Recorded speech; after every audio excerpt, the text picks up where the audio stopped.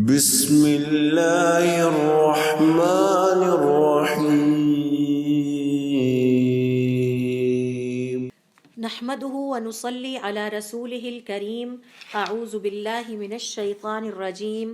بسم اللہ الرحمن الرحیم رب اشرح لي صدری ویسر لي امری واحلل عقدۃ من لسانی یفقهوا قولی۔ اپنے پچھلے سیشنز میں ہم نے دل کے سخت ہو جانے کے مختلف اسباب کا مطالعہ کیا، اور جس میں ہم نے سیکھا کہ بہت زیادہ بولنا، بہت زیادہ کھانا، ضرورت سے زیادہ سونا، یہ وہ اسباب ہیں جو دل کو سخت کر دیتے ہیں۔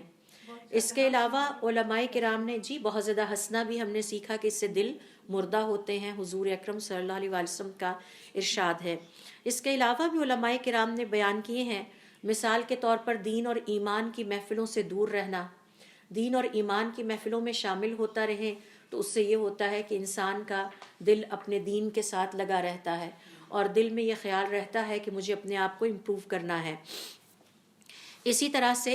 شرعی علم حاصل کرنے والے حلقات سے دور رہنا، تو اپنے آپ کو ہمیشہ ہمیں ایسے ماحول میں رہنا ہے جہاں دینداری پر عمل کرنے میں ہمیں آسانی محسوس ہو، اور ایسے حلقات یا سرکلز کا حصہ بنے رہیں کہ جہاں کچھ نہ کچھ ہفتے میں کم از کم ایک دفعہ دین کے بارے میں کوئی نہ کوئی بات سیکھتے رہیں۔ جیسے مرد حضرات جمعے کی نماز جب ادا کرتے ہیں تو انہیں موقع مل جاتا ہے کہ وہ دین کی کوئی بات سیکھ لیں۔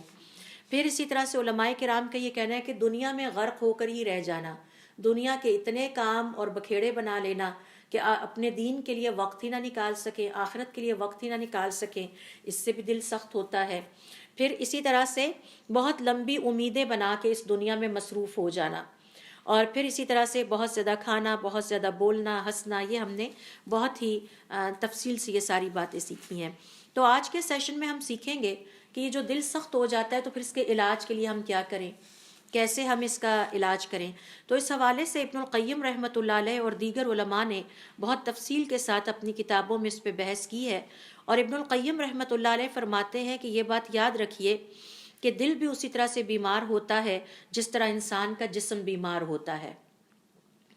تو دل پہ بھی اسی طرح بیماری آتی ہے، اور دل کی شفا توبہ میں ہے۔ اگر ہم چاہتے ہیں کہ ہمارا دل ٹھیک ہو جائے، اور ان بیماریوں میں جو وہ پڑ چکا ہے کہ اس پہ نہ دین کی بات کا اثر ہوتا ہے، نہ قرآن کریم کی تلاوت میں دل لگتا ہے، نہ اللہ تعالیٰ کی اطاعت گزاری کو دل چاہتا ہے، تو اس کی شفا اگر چاہتے ہیں تو وہ توبہ میں ہے۔ اور دل کو بھی اسی طرح سے زنگ لگ جاتا ہے جس طرح سے لوہے کو زنگ لگ جاتا ہے، اور اس کا زنگ اللہ رب العزت کے ذکر سے دور ہوتا ہے۔ اچھا، ذکر کا یہاں بہت ہی چھوٹا سا مفہوم نہ لیا جائے کہ شاید بیٹھ کے تسبیح چلانے کو شاید صرف ذکر کہتے ہیں۔ ذکر کی سب سے اعلیٰ ترین شکل ہے نمازوں کی ادائیگی، فرض نمازوں کی ادائیگی، اور اس کے بعد نوافل نمازوں کی ادائیگی۔ یہ اللہ کا ذکر ہے، اللہ تعالیٰ کو یاد کرنا ہے، اس کے بعد اللہ تعالیٰ سے دعا کرنا ہے، قرآن کریم کی تلاوت کرنا ہے، صبح و شام کے مسنون اذکار کا اہتمام کرنا ہے، دن میں چلتے پھرتے کام کرتے ہوئے مختلف موقعوں پر مسنون دعائیں جو ہم پڑھتے ہیں، گھر سے نکلتے ہوئے، گھر میں داخل ہوتے ہوئے، بچوں کو رخصت کرتے ہوئے، استودعکم اللہ دینکم و امانتکم و خواتیم عملکم، جس سے نہ صرف بچوں کی، گھر والوں کی حفاظت ہوتی ہے بلکہ ان کے دین ایمان کی بھی حفاظت ہوتی ہے۔ تو یہ سارے جو اذکار ہیں یہ بھی ذکر میں آتے ہیں۔ آپ مرر کے سامنے کھڑے ہوئے تو مرر کو دیکھنے کی آپ نے دعا پڑھی، آپ نے لباس تبدیل کرنا تھا، نیا لباس پہن کے کسی جگہ گئے ہیں، دل خوش ہوا، آپ نے پھر دعا پڑھی۔ پھر اسی طرح سے بچے کا لباس تبدیل کرنا ہے تو بسم اللہ اللہ اکبر کہہ کے آپ نے لباس تبدیل کیا۔ تو یہ سب ذکر کی شکلیں ہیں۔ حتیٰ کہ ذکر کی ایک شکل یہ ہے کہ آپ کو غیبت کا خیال آیا، لیکن خیال آتے ہی یاد آیا کہ اللہ کو یہ پسند نہیں، آپ نے اپنی زبان کو وہیں روک لیا اور اللہ کی خاطر غیبت میں اپنے آپ کو انڈلج نہیں کیا، تو یہ بھی اللہ رب العزت کا ذکر ہے۔ تو اللہ رب العزت کا جو ذکر ہے اس سے دل چمک اٹھتے ہیں، صاف ستھرے ہو جاتے ہیں، دلوں کی بیماریاں دور ہوتی ہیں، اور دلوں کی بیماریوں میں سے ایک دل کا سخت ہو جانا ہے۔ اسی طرح سے جس طرح جسم کی لباس زینت ہے، اسی طرح سے دل کی زینت تقوی ہے۔ جتنی اللہ تعالیٰ کی فرما برداری زیادہ ہوگی اتنا دل ریسیپٹیو ہوگا اللہ رب العزت کی طرف سے حکمت اور ہدایت کو ریسیو کرنے کے لیے۔ اور دل کو بھی اسی طرح سے بھوک لگتی ہے جیسے انسانی جسم بھوک محسوس کرتا ہے، اور دل کو بھی اسی طرح سے پیاس لگتی ہے تڑپ ہوتی ہے نا، کبھی آپ نے محسوس کیا آپ کی اپنے پیاروں کے لیے تڑپ ہوتی ہے، آپ کی اپنے وطن کے لیے محبت ہوتی ہے، آپ کہتے ہیں میں اپنے وطن پہنچی تو میں سجدے میں گر گئی، تو یہ تڑپ کہاں سے آتی ہے؟ یہ انسانی دل میں پائی جاتی ہے۔ تو ابن القیم الجوزیہ رحمۃ اللہ علیہ فرماتے ہیں کہ جس طرح بدن کو بھوک لگتی ہے، انسانی جسم بھوک محسوس کرتا ہے، اسی طرح سے انسان کا دل بھی بھوک محسوس کرتا ہے، اور جس طرح انسان کا جسم پیاس محسوس کرتا ہے، اسی طرح سے انسان کا دل بھی پیاس کو محسوس کرتا ہے۔ تو یہ جو کھانا اور پینا ہے، اس کے مثال کیا ہے دل کے لیے؟ اللہ رب العزت کی معرفت، اللہ رب العزت کے بارے میں علم حاصل کرنا، اللہ رب العزت کو پہچاننا اور اللہ رب العزت پر توکل کرنا، اللہ تعالیٰ کے اوپر اپنے تمام امور کو چھوڑ دینا، اور اللہ رب العزت کی خدمت میں اور اللہ تعالیٰ کی سروس پہ، یا آپ کہہ سکتے ہیں اللہ تعالیٰ کے کاموں میں لگ جانا، یعنی وہ کام کرنا جو اللہ تعالیٰ کو پسند ہے۔ مثال کے طور پر جیسے ابھی ہم نے سیکھا کہ ذکر کی ایک شکل یہ ہے کہ اگر کسی انسان کے دل میں غیبت کا خیال آتا ہے اور وہ اپنی زبان کو غیبت سے محفوظ رکھتا ہے تو یہ اللہ رب العزت کا ذکر ہے۔ اب اس کے لیے علماء کرام نے دلوں کی سختی دور کرنے کے لیے کچھ وسائل کا بھی ذکر کیا ہے۔ ان میں سے پہلا ہے مثال کے طور پر دعا، جیسا کہ ہم نے سیکھا کہ حضور اکرم صلی اللہ علیہ وسلم یہ دعا کثرت کے ساتھ کیا کرتے تھے، یا مقلب القلوب ثبت قلبی علی دینک، اے دلوں کو پھیرنے والے ہمارے دل کو اپنے دین پر ثابت قدم کر دے۔ پھر اسی طرح سے دیکھیے سورۃ البقرہ کی آیت نمبر 186 میں اللہ رب العزت فرماتے ہیں وَإِذَا سَأَلَكَ عِبَادِي عَنِّي، اگر آپ سے میرے بندے سوال کریں فَإِنِّي قَرِيبٌ، تو انہیں بتائیے میں ان کے بہت قریب ہوں، أُجِيبُ دَعْوَةَ الدَّاعِ، میں ہر پکارنے والے کی پکار یعنی دعا کا جواب دیتا ہوں، إِذَا دَعَانِي، جب وہ مجھے پکارتا ہے، فَلْيَسْتَجِيبُوا لِي، تو ان سب کو چاہیے کہ یہ میری بات کو سنیں، وَلْيُؤْمِنُوا بِي، اور یہ مجھ پر ایمان لے آئیں، لَعَلَّهُمْ يَرْشُدُونَ، تاکہ یہ ہدایت پا جائیں۔ ابن القیم رحمۃ اللہ علیہ کہتے ہیں کہ حضرت عمر ابن الخطاب رضی اللہ تعالیٰ عنہ فرمایا کرتے تھے مجھے اس بات کی پریشانی نہیں ہے،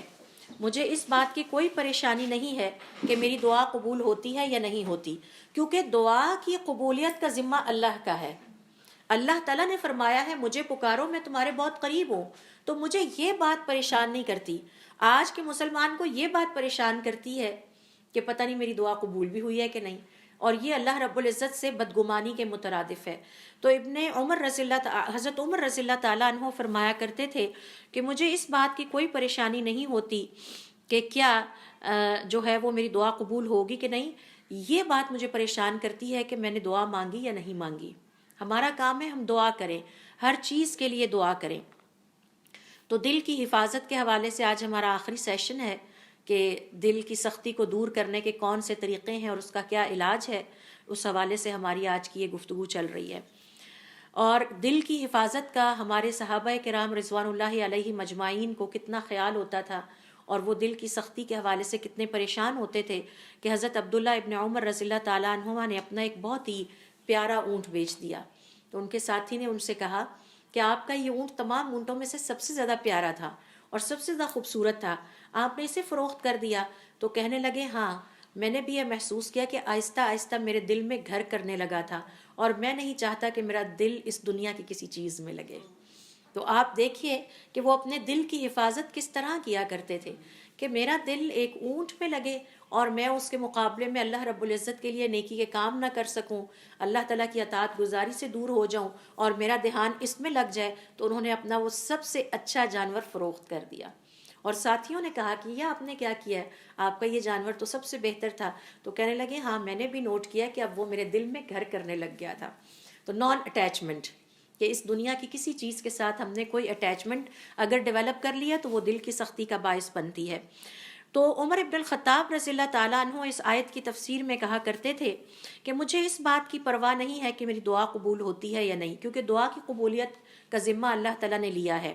ہاں، میری یہ پریشانی ہے کہ میں نے دعا مانگی یا نہیں، مجھے دعا مانگنے کی توفیق ملی کہ نہیں، اور اگر میرے دل میں اللہ نے دعا کا خیال ڈال دیا ہے تو پھر وہ میری دعا قبول بھی ضرور کرے گا۔ اور اسی حوالے سے ابن القیم رحمۃ اللہ علیہ فرماتے ہیں کسی بندے کی بھی نیت، اس کی ہمت اور اس کے اخلاص اور اللہ رب العزت سے حسن ظن کے مطابق اللہ تعالیٰ اس کی دعا قبول کرتے ہیں۔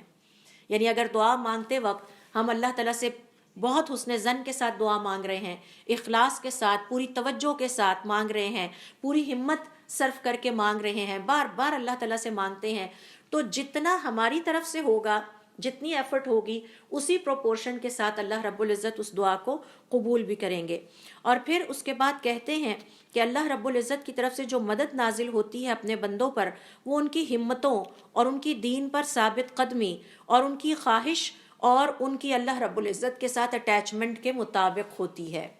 کسی کا بہت ہی پیارا قول ہے کہ آپ کی زندگی میں جتنا حصہ اللہ تعالیٰ کا ہے، اس کی کائنات میں اتنا ہی حصہ آپ کا ہے۔ تو ہم نے دیکھنا یہ کہ ہماری زندگی میں اللہ رب العزت کے لیے ہم نے کتنا حصہ رکھا ہے۔ جب ہم خود ایویلیویٹ کر لیں گے تو اس کے بعد ہم یہ کبھی نہیں کہیں گے کہ ہماری دعائیں قبول نہیں ہوتی۔ اگر ہماری زندگی میں اللہ تعالیٰ کے لیے حصہ اور وقت بہت کم ہے تو پھر ہمیں یہ گلہ کرنے کا کوئی حق حاصل نہیں کہ ہماری دعائیں قبول نہیں ہوتی۔ تو یہی بات یہاں پر ابن القیم رحمۃ اللہ علیہ فرما رہے ہیں، اور پھر وہ کہتے ہیں کہ یاد رکھیے کہ اللہ تعالیٰ علیم ہے اور حکیم ہے، اور اللہ رب العزت کبھی نے خود فرمایا ہے قرآن کریم میں کہ انہیں بتا دیجئے میں ان کے بہت قریب ہوں، اور جب کوئی مجھے پکارتا ہے میں اس کی پکار کو سنتا ہوں۔ لہٰذا اب اس کے بعد اللہ رب العزت سے گلہ کرنا اور شکوہ کرنا اللہ رب العزت کے حق میں جو ہے وہ بدظنی ہے، اور ہمیں اللہ تعالیٰ سے اچھا گمان رکھنا چاہیے۔ حضور اکرم صلی اللہ علیہ وسلم اپنی دعاؤں میں جن چیزوں سے پناہ مانگا کرتے تھے اس میں سے ایک یہ ہے کہ میں آنکھ کی خشکی سے، یعنی وہ آنکھ جو اللہ کے سامنے نہ روئے، اس سے بھی پناہ مانگتا ہوں، وَمِن قَلْبٍ لَا يَخْشَى، اور وہ دل جو اللہ رب العزت کے سامنے نہ روئے، میں اس سے بھی پناہ مانگتا ہوں۔ تو پہلا کام جو ہم نے کرنا ہے دل کی سختی کو ختم کرنے کے لیے وہ ہے کہ دعا کو کثرت کے ساتھ کیا جائے۔ جو اتنی ساری ہم دعائیں مانتے ہیں ان میں اس دعا کو بھی شامل کر لیجئے، یا مقلب القلوب ثبت قلبی علی دینک واعوذ بک من قلب لا یخشی، اے اللہ تعالیٰ میں تیری پناہ مانگتا ہوں اس دل سے جس دل میں تیرے لیے خشوع اور خضوع کے جذبات نہ پائے جاتے ہوں۔ دوسرے نمبر پر دل کی سختی دور کرنے والا جو فیکٹر ہے، قرآن کریم کی آیات کی تلاوت کرنا اور اس پر غور و فکر کرنا، غور و فکر کرنا جس کو آپ کہہ سکتے ہیں کانٹمپلیشن، کہ اس کو سوچا جائے، سمجھا جائے، اس میں جو ربط ہے، اس میں جو ایک دوسرے کے ساتھ بات کنیکٹ ہوتی ہے۔ حتیٰ کہ بڑی خوبصورت علماء کرام نے ترتیب سے بیان کیا ہے کہ جب کوئی سورت سٹارٹ ہوتی ہے تو نوٹ کیجئے گا کہ اس کا وہی مضمون، موضوع یا ٹاپک یا تھیم ہوتا ہے، اور جب وہ ختم ہوتی ہے تو بھی اس کا وہی تھیم ہوتا ہے۔ یعنی جس موضوع سے وہ سٹارٹ ہوتی ہے اس موضوع پہ وہ ختم ہوتی ہے، اور جس پہ ایک صورت ختم ہوتی ہے اس سے اگلی صورت سٹارٹ ہو جاتی ہے۔ عمومی طور پر پڑھنے والے یہ سمجھتے ہیں کہ قرآن کریم کی آیات کا آپس میں ربط نہیں ہے، جبکہ بہت گہرا ربط ہے۔ اس کے لیے ذرا تھوڑا سوچ بچار کرنا پڑے گا، کیونکہ یہ عام انسانی کلام نہیں ہے، یہ اللہ رب العزت کی طرف سے نازل کردہ کلام ہے، اس لیے اس کو بہت غور و فکر کے ساتھ پڑھنا چاہیے۔ بھلے گھنٹے میں 4 سے 5 آیات پڑھیں، لیکن اس چیز کو نوٹ کیا جائے جو کل آیات پڑھی تھی ان کے ساتھ اس کا کیا تعلق ہے، اگلی آنے والی آیات کا ساتھ کیا تعلق ہے۔ یہی بات قرآن کریم میں ایک اور جگہ پہ کس کانٹیکسٹ میں بیان کی گئی ہے، تو یہ غور و فکر اور تدبر کہلاتا ہے۔ سورۃ الاعراف کی آیت نمبر 204 میں اللہ رب العزت کا ارشاد ہے وَإِذَا قُرِئَ الْقُرْآنُ فَاسْتَمِعُوا لَهُ، کبھی خود پڑھیں، کبھی کسی سے سنیں،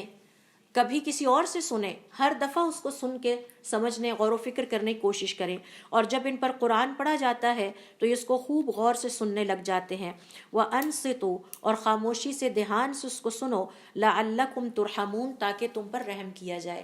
تو جو قرآن کے ساتھ جتنا وقت ہم گزارتے ہیں، چاہے اسے پڑھتے ہیں، چاہے اسے سنتے ہیں، چاہے اس کی نت نئی تفاسیر سے گزرتے ہیں، تو یہ وقت ہمارے لیے رحمت والا وقت ہوتا ہے، جس میں رحمت اور سکینت اللہ تعالیٰ کی طرف سے نازل ہوتی ہے۔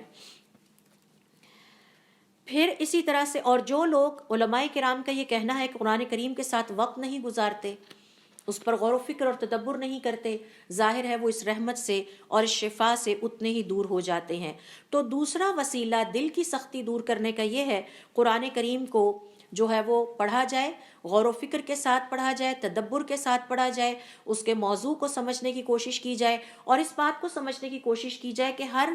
آیت کا، قرآن کریم کا جو بیسک جو کنٹرولنگ آئیڈیا ہے اس کے ساتھ کیا تعلق ہے، ہر صورت کا قرآن کریم کے کنٹرولنگ آئیڈیا سے کیا تعلق ہے، جو اس کا بنیادی مرکزی موضوع ہے اس کا قرآن کریم کا اس آیت کے ساتھ کیا تعلق ہے، یہ تفکر اور تدبر کہلاتا ہے۔ علماء کرام کا یہ کہنا ہے کہ ذرا غور کیجئے، اللہ رب العزت فرماتے ہیں، اور یہ قرآن کریم میں سورۃ البقرہ ہی کی آیت ہے کہ وَلَوْ أَنزَلْنَا هَذَا الْقُرْآنَ عَلَى جَبَلٍ، اگر ہم اس قرآن کو کسی پہاڑ پر نازل کرتے، لَرَأَيْتَهُ خَاشِعًا مُتَصَدِّعًا مِّنْ خَشْيَةِ اللَّهِ، تو آپ دیکھتے کہ وہ پہاڑ پھٹ کر ریزہ ریزہ ہو جاتا۔ وَتِلْكَ الْأَمْثَالُ نَضْرِبُهَا لِلنَّاسِ، یہ وہ مثالیں ہیں جو ہم لوگوں کے لیے بیان کرتے ہیں، لَعَلَّهُمْ يَتَفَكَّرُونَ، شاید کہ یہ کچھ غور کر لیں، اس پہ سوچیں سمجھیں۔ یہاں پر غور کرنے کا مقام کیا ہے؟ کیا ہمارے دل یہ بلند و بالا جو کھڑے پہاڑ ہیں ان سے بھی زیادہ سخت ہو چکے ہیں؟ یعنی اللہ تعالیٰ جو کہ ان پہاڑوں کا خالق ہے اور جو اس دل کا خالق ہے، وہ ہمیں مثال دے کے بیان کر رہا ہے کہ تمہارے دل پر اس قرآن کریم کا کوئی اثر نہیں ہو رہا، یہ اتنا سخت ہو گیا ہے کہ یہ جو سامنے تمہارے پہاڑ کھڑے ہیں ان سے بھی زیادہ سخت ہو چکا ہے۔ ان پہاڑوں پہ اگر قرآن نازل کر دیا جائے تو یہ پھٹ کر ریزہ ریزہ ہو جائے۔ لہٰذا قرآن کریم کا مطالعہ کرتے ہوئے اللہ رب العزت نے اس میں جو ہمارے لیے حکمتیں رکھی ہیں ان پر غور کیا جائے، اس میں جو ہمارے فائدے کی باتیں بتائی گئی ہیں ان پر غور کیا جائے، اور پھر یہ قرآن کریم بہت آسان ہے، آسان ترین زبان میں نازل کیا گیا ہے، اور اس کی تلاوت کے لیے بدن پر کوئی بڑی مشقت، بھاری مشقت کی بھی ضرورت نہیں ہے۔ میکسیمم یہ ہے کہ اگر آپ نے مصحف لے کے پڑھنا ہے تو آپ نے وضو کرنا ہے، یہ کوئی بہت بھاری کام نہیں ہے جس میں ہم کہیں کہ وزن اتنا اٹھانا پڑتا ہے یا گھنٹوں کی مشقت ہے، بلکہ اللہ تعالیٰ نے اس عبادت کو بڑا آسان رکھا ہے، اور اس میں کسی تکلف کی بھی ضرورت نہیں ہے، کوئی بہت زیادہ تکلف کرنے کی بھی ضرورت نہیں ہے۔ آپ نے سمپلی وضو کرنا ہے اور مصحف لے کے بیٹھ جانا ہے، یا پھر اگر آپ موبائل سے پڑھ رہے ہیں تو علماء کرام کے فتاویٰ کے مطابق آپ موبائل سے پڑھنے کے لیے بے شک وضو نہ بھی کریں تو آپ قرآن کریم کی تلاوت کر سکتے ہیں۔ اور یہ جو قرآن کریم ہے یہ دراصل انسان کے دل کو اللہ رب العزت سے جوڑتا ہے، یہ وہ بنیادی تعلیم ہے، یہ وہ نور ہے جو ایک دفعہ دل میں روشن ہو جائے تو دل کو نرم بھی کرتا ہے۔ حضرت عمر رضی اللہ تعالیٰ عنہ نے قرآن کی آیتیں اپنی بہن کی زبان سے سنی تو ان کے دل کی دنیا بدل گئی، گھر سے بہن کو مارنے اور ختم کرنے کے ارادے سے نکلے اور آگے خود بھی مسلمان ہو گئے۔ تو سوچنا تو چاہیے نا ہمیں کہ ہمارے دل اتنے سخت ہو گئے ہیں کہ ہم پر اس کلام کا اثر نہیں ہے، جبکہ پہاڑوں پر اس کا کیا اثر ہو سکتا ہے، یہ اللہ رب العزت نے بیان فرما دیا ہے۔ تیسرا وسیلہ یا تیسرا فیکٹر جو دل کی سختی کو دور کرنے میں ہماری مددگار ثابت ہو سکتا ہے وہ ہے کثرت کے ساتھ اللہ رب العزت کا ذکر کرنا۔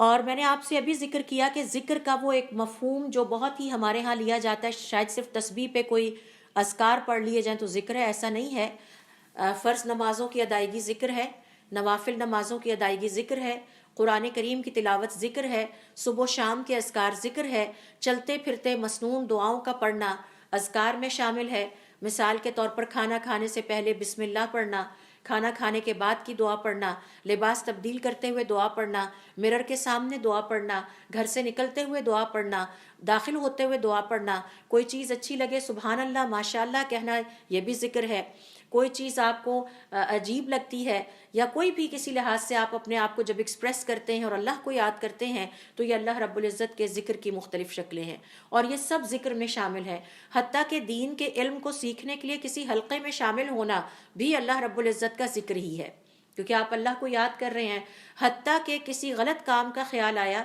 جیسا کہ میں نے آپ کو بھی مثال دی کہ غیبت کا خیال آیا اور ہم نے اپنی زبان کو روک لیا کہ نہیں یہ بات ہم نے نہیں کرنی، یہ اللہ تعالیٰ کو نہیں پسند، یہ بھی ذکر ہے، یہ بھی ذکر ہے کہ ہم نے اللہ کے خیال سے اس غلط کام کو نہیں کیا۔ تو یہ جو ذکر ہے کثرت کے ساتھ جب کیا جائے تو اس سے دل نرم ہونے لگتے ہیں، دلوں کی سختی دور ہوتی ہے۔ اللہ رب العزت سورۃ الرعد کی آیت نمبر 28 میں فرماتے ہیں الذین آمنوا وتطمئن قلوبہم بذکر اللہ، جو ایمان والے ہیں ان کی نشانی یہ ہے کہ اللہ کے ذکر سے ان کے دلوں کو اطمینان ملتا ہے۔ الا بذکر اللہ تطمئن القلوب، جان لو، یاد رکھنا کہ صرف اللہ کے ذکر سے دلوں کو اطمینان ملتا ہے۔ کسی شخص نے حسن سے آ کے شکایت کی رحمت اللہ علیہ کہ اے ابو سعید میرا لگتا ہے کہ دل سخت ہو گیا ہے، اب کیا کروں؟ تو انہوں نے جواب دیا کہ اسے اللہ کے ذکر سے نرم کرو، اسے اللہ تعالیٰ کے ذکر سے نرم کرو۔ چوتھے نمبر پر جو فیکٹر ہمارے کام آ سکتا ہے دل کی سختی کو دور کرنے کے حوالے سے، کثرت کے ساتھ استغفار کرنا اور توبہ کا اہتمام کرنا۔ اور اس حوالے سے سورۃ الزمر کی آیت نمبر 53 میں اللہ تعالیٰ فرماتے ہیں، قل کہہ دیجئے، یا عبادی الذین اسرفوا علی انفسہم، اے میرے بندو جنہوں نے اپنی جانوں پر ظلم کیا، اسراف کیا، حد سے بڑھ گئے، اللہ تعالیٰ کی نافرمانیوں میں حد سے بڑھ گئے، لا تقنطوا من رحمت اللہ، اللہ تعالیٰ کی رحمت سے کبھی مایوس نہ ہونا، ان اللہ یغفر الذنوب جمیعا، بے شک اللہ تعالیٰ سارے گناہ معاف کر دیتا ہے، انہ هو الغفور الرحیم، وہ ہے ہی مغفرت کرنے والا، رحم کرنے والا۔ یحییٰ ابن معاذ رحمۃ اللہ علیہ فرماتے ہیں، اور بہت غور سے سننے والی بڑی پیاری بات ہے، اللہ رب العزت ایک قوم سے راضی ہوا، ان کے سارے گناہوں کو معاف کر کے نیکیوں میں بدل دیا، اور اللہ رب العزت ایک قوم سے ناراض ہوا، ان کی ساری نیکیوں کو قبول ہی نہیں کیا، ان کے نیکیوں کو قبول ہی نہیں کیا، کیونکہ وہ ان سے ناراض ہو گیا کسی بات پہ۔ تو اللہ رب العزت مغفرت کرنے والا ہے، وہ راضی ہو جائے تو سارے گناہوں کو معاف کرنے والا ہے۔ تو یہ اللہ رب العزت سے کثرت سے استغفار اور جو ہے وہ کرنی چاہیے، توبہ کرنی چاہیے، بار بار توبہ کرنی چاہیے۔ یہ نہ سمجھا جائے کہ زندگی میں ایک دفعہ توبہ فلاں گناہ سے میں نے کر لی تو کافی تھی۔ اس حوالے سے ایک حدیث میں آپ سے شیئر کرنے لگی ہوں، بہت غور سے ہم اس حدیث کو سنیں گے اور پھر اس سے ہم مختلف لیسنز یا کنکلوژنز ڈیرائیو کریں گے کہ ہم کیا سیکھتے ہیں۔ ابو ہریرہ کہتے ہیں کہ حضور اکرم صلی اللہ علیہ وسلم نے فرمایا اپنے رب کے حوالے سے، یعنی حدیث قدسی ہے، کہ ایک بندے نے ایک دفعہ ایک گناہ کیا، فقالا، پھر کہا، اللہم اغفر لی ذنبی، اے اللہ تعالیٰ میرے گناہ کو معاف کر دے۔ فقال تبارک و تعالی، تو اللہ رب العزت نے فرمایا میرے بندے نے گناہ کیا اور پھر یہ بھی جانا کہ اس کا ایک رب ہے جو اس کے اس گناہ کو معاف کر سکتا ہے، اور پھر اللہ تعالیٰ نے اس کی توبہ قبول کر لی، تو یہ پہلی دفعہ ہے۔ دوسری دفعہ ثم عاد، پھر دوبارہ اس سے وہ گناہ سرزد ہو گیا، فاذنب، فقال، تو اس نے کہا، رب اغفر لی ذنبی، اے میرے رب مجھ سے پھر گناہ ہو گیا ہے، مجھے معاف کر دے، پچھلی دفعہ بھی میں نے توبہ کی تھی لیکن پھر مجھ سے دوبارہ گناہ ہو گیا، پھر معاف کر دیجئے، تو گویا وہ دوسری دفعہ توبہ کر رہا ہے۔ فقال تبارک و تعالی، تو اللہ تعالیٰ نے فرمایا میرا بندہ ہے، گناہ کر بیٹھتا ہے لیکن یہ اسے پتہ ہے کہ اس کا ایک رب ہے جو اسے معاف کرنے والا ہے، لہٰذا اس کو معاف کیا جاتا ہے۔ ثم عاد، پھر تیسری دفعہ اس سے وہی گناہ ہو جاتا ہے، تو اللہ رب العزت کو پکارتا ہے، رب اغفر لی ذنبی، اے میرے رب مجھے میرا گناہ معاف کر دیجئے، تو اللہ تعالیٰ فرماتے ہیں میرے بندے سے پھر غلطی ہو گئی، اس نے گناہ کا ارتکاب کر ڈالا لیکن اسے یہ پتہ ہے کہ میرا رب کون ہے، وہ جو میرے گناہوں کو معاف کرتا ہے، لہٰذا اب تم جو چاہو کرو، میں نے تمہیں معاف کیا۔ اس حدیث کی تشریح میں علماء کرام کا یہ کہنا ہے کہ اللہ رب العزت ارحم الراحمین ہے، تمام رحم کرنے والوں سے زیادہ رحم کرنے والا ہے۔ جب اس کو پکاریں کسی بھی مقصد کے لیے، کچھ مانگنا ہو یا اپنے گناہوں کی مغفرت اور توبہ کے لیے، تو یہ بات یاد ہم نے ذہن میں رکھنی ہے کہ اللہ رب العزت ارحم الراحمین ہے۔ اس نے ہمیں یہ گنجائش دی ہے، اس کی رحمت کی دلیل یہ ہے کہ جب تک انسان کی روح اس کے حلق تک نہیں پہنچ جاتی اس کی توبہ قبول ہوتی رہے گی۔ لہٰذا کبھی بھی اس بات سے نہ جھجکا جائے کہ ہم اب توبہ کیسے کریں، اب تو اتنا وقت گزر گیا، نہیں۔ اور اللہ رب العزت کی رحمت ہے کہ وہ اپنے بندوں کی ہر دفعہ توبہ قبول کرتا ہے جب بھی بندے توبہ کریں۔ اس حدیث سے پتہ چلتا ہے کہ ہماری توبہ ایک ایسی عبادت ہے جو ضرور قبول ہوتی ہے، اللہ تعالیٰ ہر دفعہ قبول کرتے ہیں۔ پھر اسی طرح سے اس حدیث سے یہ بھی پتہ چلتا ہے کہ اللہ رب العزت چاہے وہ گناہ بار بار بھی ہو جائے ہم سے، اللہ تعالیٰ ہماری توبہ قبول کرتے ہیں۔ لہٰذا اس بات سے نہ گھبرائیں کہ مجھ سے پھر وہی غلطی ہو گئی۔ اپنی ہیبٹ ڈیولپمنٹس کے لیے انسان کو بڑا ٹائم لگتا ہے۔ مثال کے طور پر غیبت کی عادت چھڑانا کوئی آسان کام نہیں ہے، اور اس ماحول میں کہ جہاں برائیاں کرنا آسان ہو اور نیکیاں کرنا مشکل ہو، خاص طور پر اور مشکل ہو جاتا ہے۔ لہٰذا انسان نے سوچا کہ میں نے اب غیبت نہیں کرنی، بھول گیا، پھر کہیں ہو گئی، پھر خیال آ گیا، پھر توبہ کر لیجئے، پھر خیال آ گیا، پھر توبہ کر لیجئے، بار بار توبہ کیجئے اس یقین کے ساتھ کہ یہ جو توبہ میں نے کی ہے اللہ رب العزت اس کو رد نہیں کرے گا، اس کو قبول کرے گا۔ جیسا کہ اس حدیث میں آتا ہے کہ کسی گناہ کو بار بار کرنے کے باوجود اللہ تعالیٰ اس پر توبہ قبول کرتے ہیں۔ اور کسی بھی بندے کا اپنے گناہ کا اعتراف کرنا اللہ یہ وہ عمل صالح ہے، اپنے گناہ کا اعتراف کرنا۔ ہم اپنے صبح و شام کے اذکار میں سید الاستغفار پڑھتے ہیں اور اس میں کہتے ہیں وہ ابو بذنبی، اور میں اعتراف کرتا ہوں مجھ سے گناہ سرزد ہوتے ہیں، ہو جاتے ہیں، نہیں بھی پتہ چلتا تو ہو جاتے ہیں۔ تو یہ جو صبح و شام ہم سید الاستغفار پڑھتے ہیں، یہ بڑی فضیلت والی دعا ہے، اور اس میں ہم اعتراف کرتے ہیں کہ اللہ تعالیٰ میں گناہوں کا پتلا ہوں، میرے سے خطا ہوتی ہے، مجھے معاف کر دیجئے۔ صبح ہوتی ہے تو دعا کرتے ہیں، شام ہوتی ہے تو دعا کرتے ہیں۔ تو اپنی غلطی کا اعتراف کر لینا یہ وہ عمل صالح ہے جو اللہ تعالیٰ کو بہت پسند ہے۔ شیطان میں اور آدم میں فرق ہی یہاں سے پیدا ہوا تھا کہ شیطان نے اپنی غلطی کا اعتراف کرنے کی بجائے اپنی غلطی پر اڑا رہا اور نہیں مانا، جبکہ حضرت آدم علیہ السلام نے اپنی غلطی کا اعتراف کیا۔ ربنا اننا ظلمنا انفسنا ربی انی ظلمت نفسی، اے اللہ تعالیٰ میں نے اپنے حق میں زیادتی کیا، آپ نے میرے ساتھ زیادتی نہیں کی۔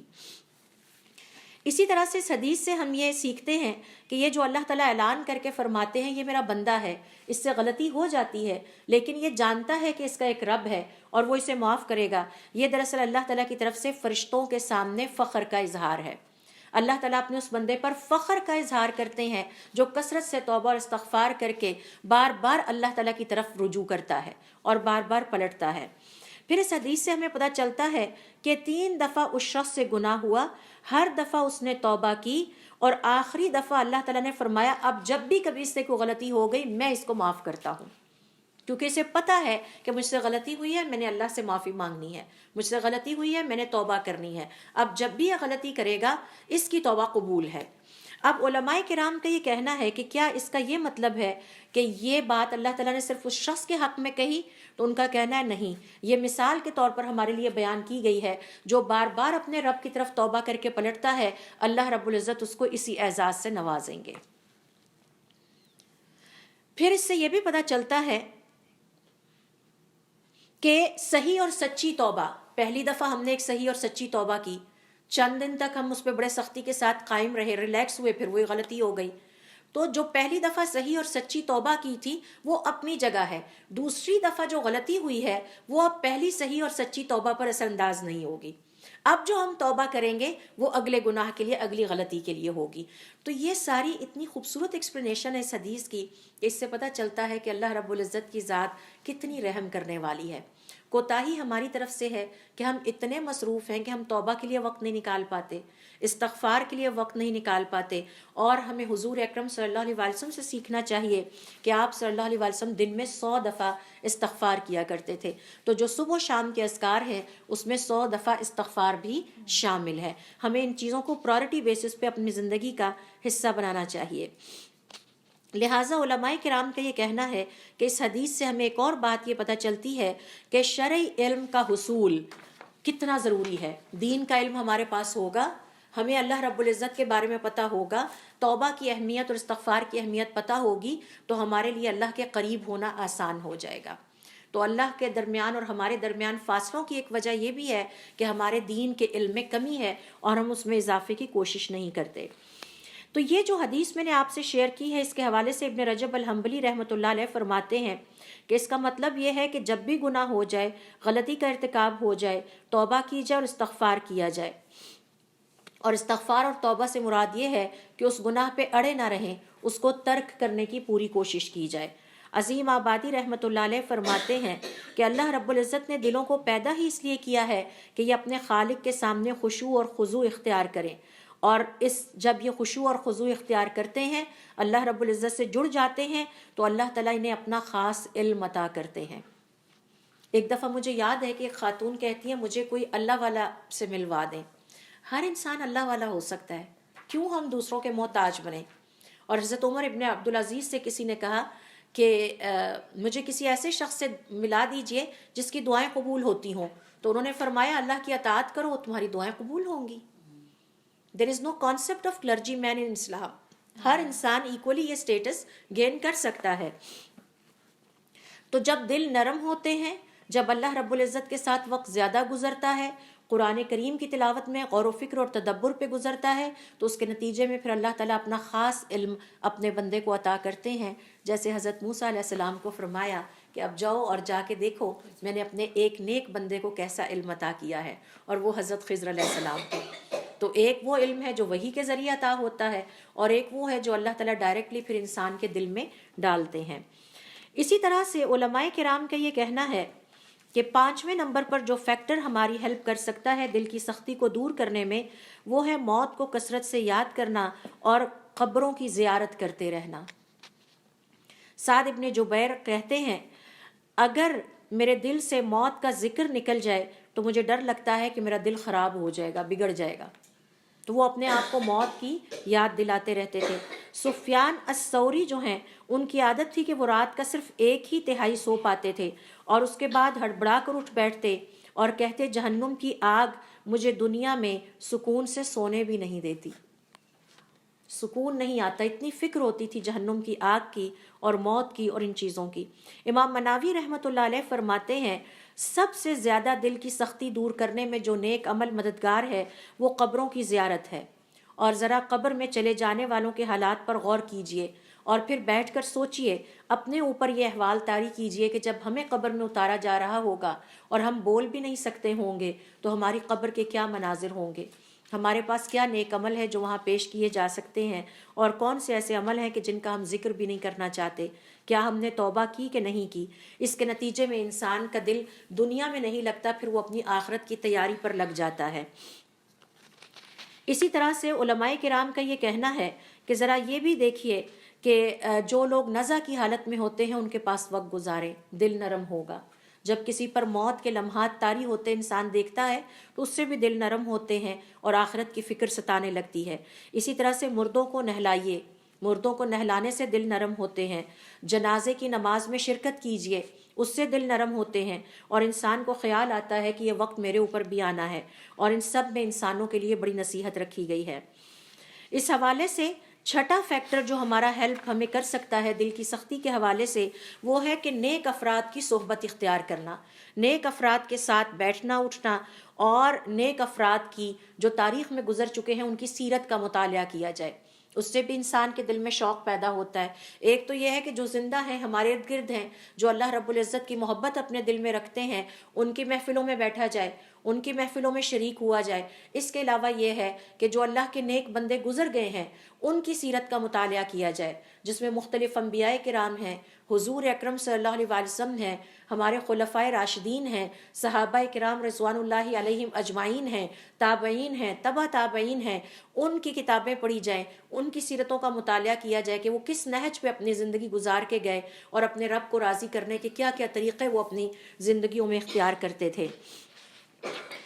تو یہ جو نیک لوگوں کے ساتھ اٹھنا بیٹھنا ہے، ان کی محفل میں رہنا ہے، ان کی زندگی پڑھنا ہے، سیرتوں کا مطالعہ کرنا ہے، ان کی کتابیں پڑھنا ہے، اس حوالے سے سورۃ الکہف کی آیت نمبر 25 میں اللہ رب العزت نے دلوں کو نرم کرنے کے لیے ہمیں یہی نصیحت کی ہے، وَاصْبِرْ نَفْسَكَ مَعَ الَّذِينَ يَدْعُونَ رَبَّهُمْ بِالْغَدَاةِ وَالْعَشِيِّ، اور اپنے آپ کو ان لوگوں کے ساتھ صبر کے ساتھ روک لیجئے، ان کی محفلوں میں، ان کی کمپنی میں شامل ہو جائے جو صبح اور شام اپنے رب کو پکارتے ہیں۔ وَلَا تُطِعْ مَنْ أَغْفَلْنَا قَلْبَهُ عَنْ ذِكْرِنَا، ان لوگوں کے ساتھ نہ اٹھے بیٹھے جو ہمارے ذکر سے جن کے دل غافل ہو چکے ہیں۔ ظاہر ہے جو خود غفلت میں مبتلا ہیں وہ ہمیں بھی غفلت میں مبتلا کریں گے، اور جو خود اللہ والے ہیں، دین سے محبت رکھنے والے ہیں، ان کے ساتھ اٹھنے بیٹھنے سے ہمارے اندر بھی دین کی محبت پیدا ہوگی۔ اس حوالے سے علماء کرام کا یہ کہنا ہے کہ صالحین کی صحبت اختیار کرنا، ان کی کمپنی میں وقت گزارنا، یہ سب خیر ہوتا ہے۔ یہ ہمیں اللہ کی یاد دلاتے ہیں، امر بالمعروف یعنی نیکی کی یاد دہانی ہوتی رہتی ہے، اور برائیوں سے روکنے والے ہوتے ہیں۔ جن کے پاس علم نہیں ہے ان کو ان سے علم حاصل ہوتا ہے، اور ان کی محفلوں میں بیٹھنا گناہوں کی بخشش کا ذریعہ بنتا ہے۔ جیسا کہ ابو ہریرہ رضی اللہ تعالیٰ عنہ کی حدیث میں ہے کہ آپ صلی اللہ علیہ وسلم نے فرمایا، بے شک اللہ رب العزت کے کچھ فرشتے چلتے پھرتے رہتے ہیں اور وہ زمین میں گھوم پھر کر ایسی مجلسوں کی تلاش میں رہتے ہیں جہاں اللہ تعالیٰ کا ذکر ہو رہا ہو، اور پھر جب انہیں وہ مجلسیں مل جاتی ہیں تو وہ ان بیٹھنے والوں کے ساتھ بیٹھ جاتے ہیں، اور ان میں سے بعض کو اپنے پروں سے ڈھانپ لیتے ہیں، یعنی وہ فرشتے اپنے پروں سے اس مجلس میں شامل لوگوں کو تلاش کرنے کے بعد ڈھانپ لیتے ہیں، اور یہاں وہ اتنی زیادہ تعداد میں ہوتے ہیں کہ دنیا کے آسمان اور زمین کے درمیان کی جگہ پر ہو جاتی ہے، بھر جاتی ہے۔ پھر جب وہ وہاں سے نکلتے ہیں تو وہ آسمان کی طرف اٹھتے ہیں. اللہ رب العزت ان فرشتوں سے سوال کرتے ہیں، حالانکہ اللہ تعالیٰ کو پتہ ہے، علم ہے، من این جئتم، اے فرشتوں کہاں سے آ رہے ہو؟ فیقولون، تو وہ کہتے ہیں، جئنا من عند عباد لک فی الارض، ہم زمین میں آپ کے بعض بندوں کے ساتھ ٹائم سپینڈ کرنے کے بعد آ رہے ہیں. یسبحونک، ہم گواہی دیتے ہیں وہ آپ کی تسبیح بیان کر رہے تھے. وَيُكَبِّرُونَكَ، اور وہ آپ کے لیے تکبیرات کہہ رہے تھے. وَيُحَلِّلُونَكَ، اور آپ کی حمد و ثنا بیان کر رہے تھے اور آپ کو پکار رہے تھے. اللہ تعالیٰ فرماتے ہیں اور وہ مجھ سے کیا مانگ رہے تھے؟ فرشتے کہتے ہیں وہ آپ سے آپ کی جنت کے طلبگار ہیں، آپ سے جنت مانگتے ہیں. اللہ تعالیٰ فرماتے ہیں کیا انہوں نے میری جنت کو دیکھا؟ وہ فرشتے جواب دیتے ہیں نہیں اے میرے رب. اللہ تعالیٰ فرماتے ہیں اور اگر وہ دیکھ لیتے، تو فرشتے کہتے ہیں اگر وہ دیکھ لیتے، اور وہ اسی طرح سے پھر اللہ تعالیٰ فرماتے ہیں اور کیا سوال کر رہے تھے؟ تو فرشتے جواب دیتے ہیں کہ وہ آپ کی پناہ مانگ رہے تھے. اللہ رب العزت فرماتے ہیں کس چیز سے؟ فرشتے جواب دیتے ہیں آپ کی جہنم کی آگ سے بچنے کے لیے آپ کی پناہ مانگ رہے تھے. اللہ تعالیٰ فرماتے ہیں کیا انہوں نے اس آگ کو دیکھا ہے؟ تو فرشتے جواب دیتے ہیں نہیں. اللہ تعالیٰ فرماتے ہیں اور اگر وہ اس آگ کو دیکھ لیتے، اور پھر وہ اللہ رب العزت سے فرشتے فرماتے ہیں کہ وہ سب آپ کی مغفرت طلب کر رہے تھے. اللہ تعالیٰ فرماتے ہیں ان لوگوں کو میں نے معاف کر دیا، اور جو یہ مانگ رہے تھے عطا کیا، اور جو پناہ مانگ رہے تھے وہ پناہ عطا کی.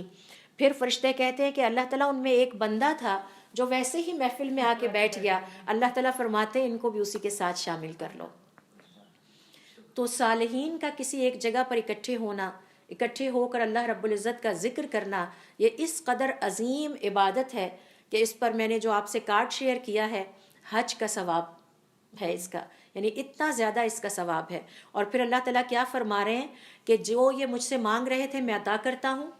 جس آگ سے بچنے کے لیے یہ اکٹھے ہوئے تھے اور اس آگ سے بچنے کے لیے پناہ مانگ رہے تھے، میں اس سے انہیں بچاتا ہوں اور ان کے تمام گناہوں کی مغفرت کرتا ہوں. جو کچھ انہوں نے مجھ سے مانگا وہ سب کچھ ان کو دیتا ہوں، حتیٰ کہ وہ بندہ بھی اس میں شامل ہے جو اس نیت سے نہیں بھی آیا تھا لیکن ان کے ساتھ بیٹھا ہوا تھا. تو یہ اس محفل کی برکت ہے،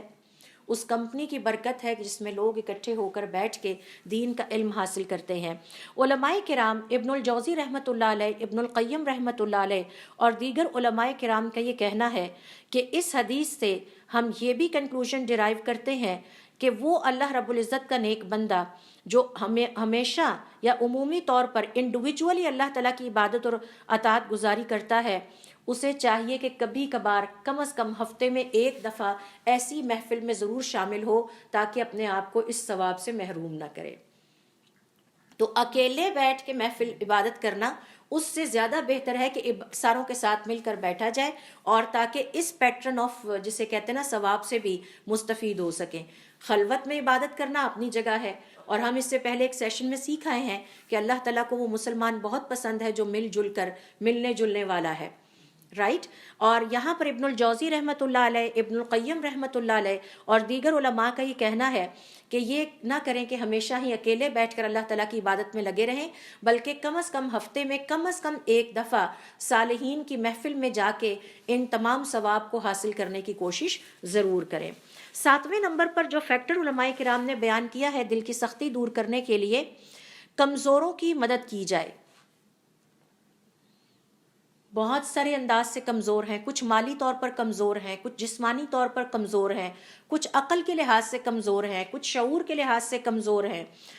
تو اللہ رب العزت سورۃ القصص کی آیت نمبر 77 میں فرماتے ہیں، یعنی چاہتے ہیں دل نرم ہو تو اپنے ارد گرد دیکھیں، جہاں کہیں کوئی کمزور مسلمان نظر آئے اس کی مدد کیجیے. کسی کو آپ کے سہارے کی ضرورت ہے، کسی کو آپ کے علم کی ضرورت ہے، کسی کو آپ کے مال کی ضرورت ہے، کسی کو آپ کے وقت کی ضرورت ہے، کسی کو آپ کے انرجی اور توانائی کی ضرورت ہے، تو یہ اپنے ارد گرد کمزور تلاش کریں، ان کی مدد کرنے سے دل نرم ہوتے ہیں. سورۃ القصص کی آیت نمبر 77 میں اللہ تعالیٰ فرماتے ہیں وَأَحْسِن كَمَا أَحْسَنَ اللَّهُ إِلَيْكَ، اور اسی طرح سے دوسروں کے ساتھ اچھا سلوک کریں جیسے اللہ نے آپ کے ساتھ اچھا سلوک کیا.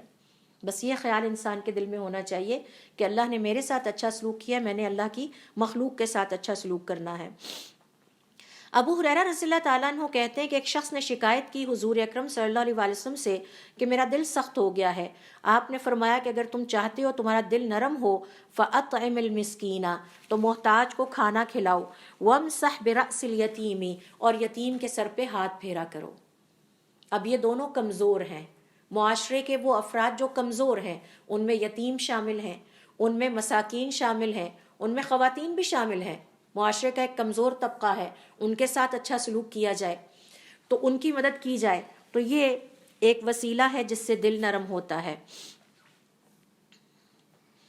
8واں وسیلہ میں بہت مختصر انداز میں اس کو آج فائنڈ اپ کرنا چاہتی ہوں، وہ ہے بیماروں کی عیادت. بیمار کی عیادت کرنے سے مسلمان کا دل نرم پڑتا ہے. اور حضور اکرم صلی اللہ علیہ وسلم فرماتے ہیں بھوکے کو کھانا کھلاؤ اور مریض کی عیادت کیا کرو، اور جو قیدی ہیں ان کو آزاد کیا کرو. تو یہ سب مشکلات کا شکار لوگ ہیں، اور جب کسی بیمار کی عیادت کرتا ہے انسان تو اس کے دل میں اللہ تعالیٰ کے لیے شکر کے جذبات پیدا ہوتے ہیں. یہ خیال آتا ہے کہ شکر ہے کہ ابھی بھی میرے پاس وقت ہے کہ میں اللہ تعالیٰ کی عبادت کر سکتی ہوں، اللہ تعالیٰ کی اطاعت گزاری اور فرما برداری کر سکتی ہوں. اور میں یہاں زیادہ ٹائم نہیں لوں گی. ہم سب جانتے ہیں کہ بیمار کی عیادت کرنے والے کے لیے اللہ تعالیٰ کے 70,000 فرشتے دعا گو ہوتے ہیں، اور یہ معمولی اعزاز نہیں ہے ایک مسلمان کے لیے. اور جب تک وہ بیمار کی عیادت میں مصروف ہوتا ہے گویا وہ جنت کے باغات سے پھل چن رہا ہوتا ہے. اور اس حوالے سے علماء کرام کا یہ کہنا ہے کہ بیمار کی عیادت کرنے سے اللہ رب العزت کی بہت بڑی نعمت جو کہ صحت کی شکل میں ہمیں میسر ہے، اس کے لیے ہمارے دل میں جذبات پیدا ہوتے ہیں شکر گزاری کے، اور پھر انسان اللہ تعالیٰ کی اطاعت گزاری اور فرما برداری کی طرف آتا ہے. اور مالک کہتے ہیں کہ انہیں یہ روایت پہنچی ہے کہ عیسیٰ ابن مریم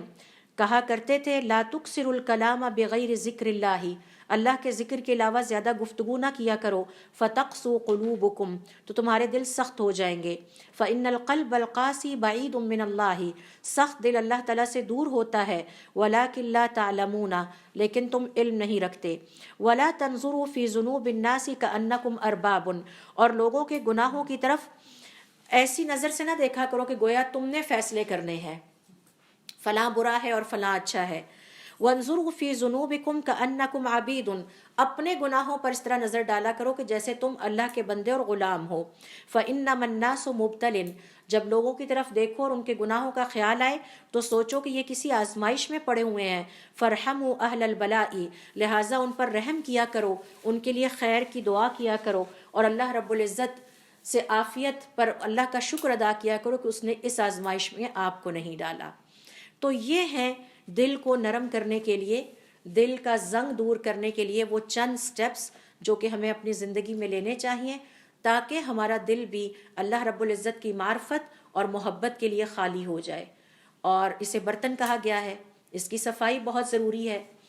یہ آنیت القلوب، آنیت اللہ فی الارض، زمین میں اللہ تعالیٰ کے برتن ہیں، تو برتن کی صفائی کا اہتمام کیا جائے گا تو پھر اس میں کچھ ڈلے گا. یہ ہم اس سے پہلے سیکھ چکے ہیں. تو اللہ رب العزت ہمیں ہمت اور توفیق عطا فرمائے کہ ہم اپنے دین کو سیکھنے کے لیے وقت نکالیں، اور جو ہم وقت نکالتے ہیں اسے اللہ تعالیٰ ہماری آخرت کے لیے قبول فرما لے. ہمیں ان تمام اعزاز سے نوازے جو کسی بھی اچھی محفل میں شامل ہونے پر اللہ تعالیٰ نے رکھے ہیں، اور ہمارے لیے آئندہ بھی آسانیاں کرے، اور اس پیغام کو دور تک عام کرنے میں ہماری مدد کرے. سبحانک اللہم و بحمدک، اشہد ان لا الہ الا انت، استغفرک و اتوب الیک.